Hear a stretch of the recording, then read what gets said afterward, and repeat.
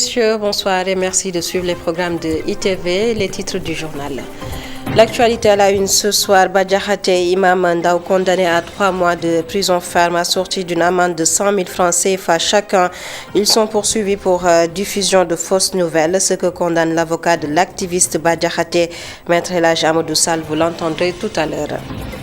L'axe marine française et Keur Daouda Sarr, c'est à Kounoun, le collectif des résidents sonne l'alerte et exige la reprise des travaux du projet de 7 km de route initié par l'État du Sénégal depuis 2023. Le compte-rendu de Babacar Seck à suivre également dans cette édition. Et puis le secteur industriel, des réformes sont en vue. 14 zones industrielles et 45 zones économiques spéciales seront créées, annonce Serigne Gueye Diop. Il est le ministre de l'Industrie et du Commerce. À suivre l'élément dans ce journal. Voilà pour les titres. Le développement, c'est juste après ceci.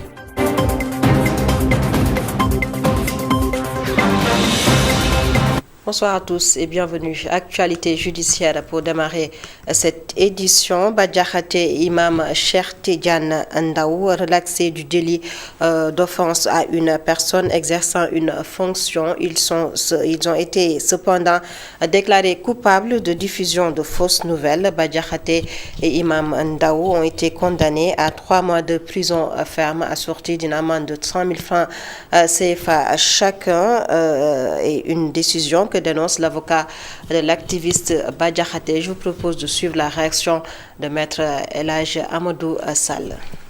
C'est le verdict le plus cruel qui peut exister. Parce que 3 mois, ça semble banal, mais quand on fait appel, avant que l'appel ne soit examiné, les 3 mois ont expiré. Mais ce qui est important, c'est pas ça. Ce qui est important, c'est que le tribunal a dit qu'il n'y a pas de hiérarchie au sommet de l'État. Il y a un président de la République et un Premier ministre. Le Premier ministre n'est pas président de la République. Et il ne peut pas exercer les prérogatives où il n'est pas non plus attributaire ou dépositaire d'attributs du président de la République. Ça, c'est important. Parce que Ousmane Sonko pense être le mentor ou un président de la République bis. La justice vient lui dire que ce n'est pas possible. Vous n'êtes qu'un Premier ministre. C'est important, Premier ministre. Personne ne le conteste. Mais il n'a pas la prétention d'être président ou d'exercer un pouvoir, disons une hiérarchie au sommet de l'État. Pour le reste, naturellement. Sur le fond, il est évident qu'on se pose une question. Qu'est-ce qui est diffusion de fausses nouvelles? Le fait de dire que le Premier ministre a dit qu'il va criminaliser l'homosexualité et qu'il ne le fait pas? Ou est-ce le fait que le Premier ministre, autant le Premier ministre que le président de la République, ont été pris en flagrant délit de spéculation foncière lorsqu'ils étaient dans l'opposition à l'époque? Si c'est ça, une fausse diffusion de fausses nouvelles, on doit pouvoir s'interroger. Toujours au chapitre de la justice, affaire Doro Gueye, le juge du 3e cabinet a placé sous mandat de dépôt l'homme d'affaires Doro Gueye a été attrait devant la justice suite à l'affaire qui l'oppose à Zakiroulahi Sow. Le plaignant a soutenu avoir été escroqué par l'homme d'affaires lors d'une opération de vente de terrain situé à l'aéroport Léopold Sédar Senghor de Dakar pour une somme de plus d'1 milliard de francs CFA. Une information judiciaire a été ouverte. Saisie de 30 kg de cocaïne, les agents de la brigade commerciale des douanes de Keur Aïb ont effectué l'opération samedi dernier. La contre-valeur totale de la drogue est estimée à plus de 2 milliards de francs CFA. Les précisions du colonel Saliou Diouf, il est le directeur régional des douanes du centre. Je vous propose de l'écouter. Dans le cadre de l'exécution du service, des éléments de la brigade commerciale des douanes de Keur Aïb ont opéré une saisie portant sur 30 plaquettes de cocaïne d'1 kilo chacune, logées entre la garniture et les portières du véhicule qui est présentement derrière nous. Les produits prohibés ont été estimés sur le marché illicite à 2 milliards 400 millions de francs CFA. La saisie est importante dans la mesure où elle épargne notre jeunesse de la consommation de ce produit nocif qui pourrait avoir sur leur santé des effets très dommageables, mais également sur la sécurité et l'économie nationale, des effets extrêmement nuisibles. La saisie opérée hier est la deuxième qui porte sur de la cocaïne. Pour rappel, en février, déjà, 13 kg avaient déjà été saisis par cette même brigade. À cela s'ajoutent 320 kg de chanvre indien qui ont été saisis, mais également un lot de médicaments d'une valeur globale, si on ajoute celle de la présente saisie, de 3 392 millions de francs CFA. Il faut également souligner qu'hier aussi, des fusils de fabrication artisanale, exactement 3, ont fait l'objet d'une saisie par les éléments de la brigade commerciale des douanes de Caraïbes toujours. Et je vous l'annonçais dans les titres, colère des populations de la cité Sangalkam, de la cité Kounoune, c'est à Sangalkam. Les résidents réclament la reprise des travaux de la route principale, l'axe marine française et Keur Daouda Sarr à l'approche de l'hivernage avec le phénomène des inondations. C'est l'inquiétude totale. Le compte-rendu est signé Babacar Seck. Les travaux sur 7 km de la route marine française Keur Daouda Sarr à l'arrêt inquiètent les résidents des cités émergentes de Kounoune. À l'approche de l'hivernage, les risques d'inondation sont réels. Entamé le 2 novembre 2023, le projet connaît un énième arrêt depuis près d'1 mois, on va dire plus d'1 mois même, et n'est pas prêt à répondre aux attentes si l'on tient compte du début prochain de l'hivernage qui va s'avérer précoce selon les prévisions météorologiques cette année. Pour rappel, la localité de Kounoune est une zone d'accueil des eaux pluviales. Près de milliers de mètres cubes d'eau y sont reversés, émanant du département de Rufisque et environ, qui, par des mécanismes de pompage, sont drainés vers le lac Rose, menacé de disparition les années à venir si aucune mesure n'est prise à cet effet.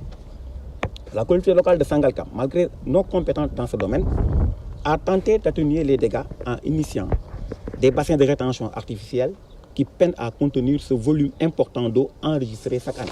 Alors l'État, qui était interpellé en ce sens pour avoir effectué de nombreuses descentes à travers les services déconcentrés, s'était investi sur le terrain pour sans doute s'enquérir de la situation et éventuellement prévoir un dispositif d'assainissement pour la maîtrise de l'eau d'après l'opinion. Les populations demandent l'intégration du volet assainissement qui n'est pas prise en charge dans la réalisation de la route. La surprise générale fut grande lorsque nous avons appris que le projet de la route, bien étant salvateur, n'est pas accompagné d'un système d'assainissement car n'entrant pas dans ses domaines de compétences. Le collectif en situation d'alerte s'est tout de suite attelé à mener des actions, non seulement pour appuyer le projet, mais trouver des voies et moyens à travers des connaissances pour que le volet d'assainissement soit aussi intégré. Le projet actuellement, à l'arrêt total, représente un danger pour les populations qui risquent de vivre les pires moments des inondations s'il n'est pas finalisé en urgence. Le collectif Cité émergente de Kounoune dénonce l'indifférence de certaines autorités et exige la reprise immédiate des travaux. Le collectif national des impactés du train express régional exige le traitement des dossiers d'indemnisation. Le collectif réclame entre autres le paiement des 204 titres fonciers et baux et la correction du barème foncier sur tout le corridor. Je vous propose de suivre la réaction de Ibrahim Sissé, le coordonnateur national des impactés du TER, train express régional. Le collectif a fait face aux journalistes. C'était en présence de Babacar Seck. La réaction de Ibrahim Sissé. Le traitement des 1534 dossiers litigieux des plaignants sur la table de la BAD au cas par cas, 2523 parcelles relogées des ménages des départements de Dakar, Pékin et Rufisque, la correction du barème foncier sur tout le corridor, 2300 places d'affaires pour recaser les commerçants délocalisés depuis le début du projet en 2017, le recasement des 726 entreprises informelles, l'indemnisation des 70 entreprises formelles, le paiement des 204 titres fonciers et baux et des terrains non immatriculés qui sont au nombre de 235. Bientôt, 14 zones industrielles et 45 zones économiques spéciales seront mises en place sur l'étendue du territoire national. Une annonce du ministre de l'Industrie et du Commerce, Serigne Gueye Diop, a également promis des réformes profondes dans le secteur industriel. Il est ici au micro de Aïssa Touka. Le Sénégal maintenant a une nouvelle opportunité dans le domaine justement de l'agrobusiness. Nous sommes un pays qui a énormément donc de potentialité en matière de terre, de possibilités d'irrigation du nord au sud, mais un pays également qui a beaucoup de en matière d'industrie. Comme vous le savez, le ministère de l'Industrie et du Commerce que je dirige va ouvrir dans les prochaines années 8 zones industrielles sur l'ensemble des 8 pôles de notre projet de politique. Ensuite, ouvrir 14 autres zones industrielles économiques spéciales dans les 14 régions du Sénégal et finir par 45 zones économiques spéciales dans les 45 départements sur des surfaces de milliers d'hectares. Donc cela veut dire tout simplement que le Sénégal de demain sera un Sénégal d'opportunités.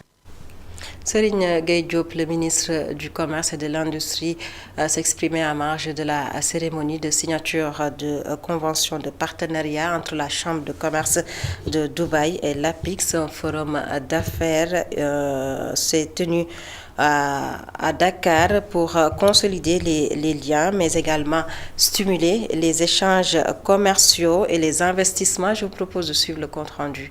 Signa Essatouka. Pour mieux renforcer les liens d'investissement et de commerce international, le Sénégal et Dubaï se sont donné la main. Nous sommes ici aujourd'hui pour accompagner nos homologues de Dubaï. Nous avons signé une convention de partenariat. Comme l'a si bien dit tantôt M. le ministre, le Sénégal est en train quand même de développer une politique d'industrialisation et que nous, notre rôle en tant que Chambre de commerce, d'industrie et de services, de ce côté aussi, c'est d'accompagner les opérateurs qui veulent investir des deux côtés. En tout cas, nous sommes prêts, en tant qu'institution, à mettre à profit cette convention pour permettre aux opérateurs de mieux quand même présenter les produits made in Sénégal. Et aussi, nos amis de Dubaï ont toujours envoyé des produits au Sénégal, mais c'est à nous aussi de faire le possible pour encadrer quand même les opérateurs qui veulent aussi faire la même chose pour Dubaï. Le commerce, les nouvelles technologies, l'agrobusiness et l'agroalimentaire sont les points focus dans ce partenariat entre Dubaï et Sénégal.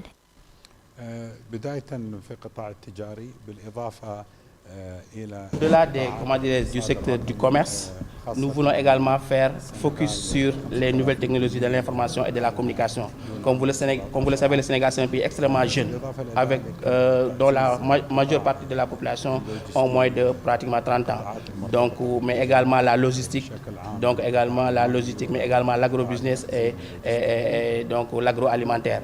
Donc ce sont les domaines principaux où nous comptons vraiment faire focus dans le cadre du renforcement des relations entre Dubaï et Sénégal.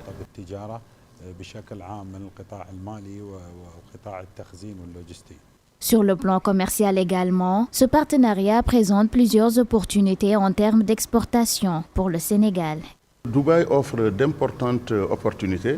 Le bilan est juste en faveur de Dubaï. Aujourd'hui, comme il vous l'a dit, nous avons pratiquement 800 milliards de francs CFA donc, de business. Par contre, le Sénégal est très faible. Je pense qu'on fait moins de 35 milliards de francs CFA d'exportation. Donc mon rôle maintenant sera d'amener des hommes d'affaires sénégalais, de saisir ces opportunités d'investir donc à Dubaï, saisir aussi des opportunités pour faire en sorte que nous puissions exporter plus du côté sur le plan commercial. Et nous allons donc dans les prochaines en tout cas mois, mettre en place un fonds pour faciliter l'exportation de nos produits agricoles, de nos produits industriels vers Dubaï, mettre également un autre fonds pour les PME et petites et moyennes entreprises pour faire plus de business à Dubaï, mais surtout vendre la destination et investir au Sénégal. La Chambre internationale de Dubaï entreprend une mission commerciale au Sénégal et au Maroc du 3 au 7 juin. Cette rencontre permettra de créer une plateforme pour explorer les opportunités d'expansion de la coopération et de nouveaux accords de commerce et d'investissement. Aïssatouka, après l'économie, on passe à l'enseignement supérieur vers la fin des chevauchements des années académiques à la rentrée de octobre 2025. Tout devra revenir à la normale. L'une des décisions de sortie de crise prise lors de la réunion des universitaires, réunion qui a duré 3 jours. Dr Abdourahmane Diouf, ministre de l'enseignement supérieur, de la recherche et de l'innovation, ici au micro de Muntaga Kana. Les bacheliers de 2023, juillet 2023, ont été orientés en janvier 2024. 6 mois. Nous nous sommes attaqués à ce point. Nous vous avons donné des objectifs. Vous y avez travaillé. Et les propositions qui sortent de ce séminaire, c'est que pour cette année, les bacheliers de 2024 seront orientés à partir du 19 septembre 2024, soit 2 mois après la proclamation des résultats du bac.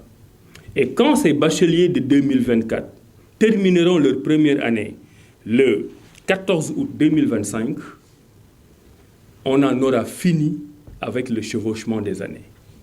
Et la conséquence immédiate, c'est qu'à la rentrée d'octobre 2025, le 3e lundi étant le 20 octobre 2025, donc le 20 octobre 2025, toutes les universités publiques du Sénégal pourront démarrer une année normale sans chevauchement. Et retenez que ce chevauchement des années académiques, le point nodal des différentes recommandations, fait perdre chaque année à l'État du Sénégal la somme de 40 milliards de francs CFA. Et pour ce qui est du recrutement de 1500 enseignants, il faudra débourser près de 27 milliards de francs CFA. On fait le point avec Muntaga Kana. Le mot le mieux partagé durant ce colloque des académiciens reste le chevauchement. Il est à l'origine de l'imbroglio qui règne en maître dans le temple du savoir sénégalais. Chaque année, le Sénégal perd près de 40 milliards de francs CFA du fait de cet état de fait. Le ministre de l'Enseignement supérieur, de la Recherche et de l'Innovation l'a mentionné lors de son allocution de clôture.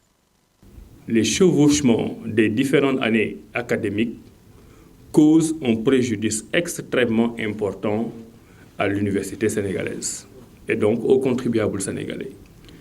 Parce que nous n'avons pas su jusqu'à présent régler ce problème, nous perdons chaque année 40 milliards 287 millions 701 085 francs.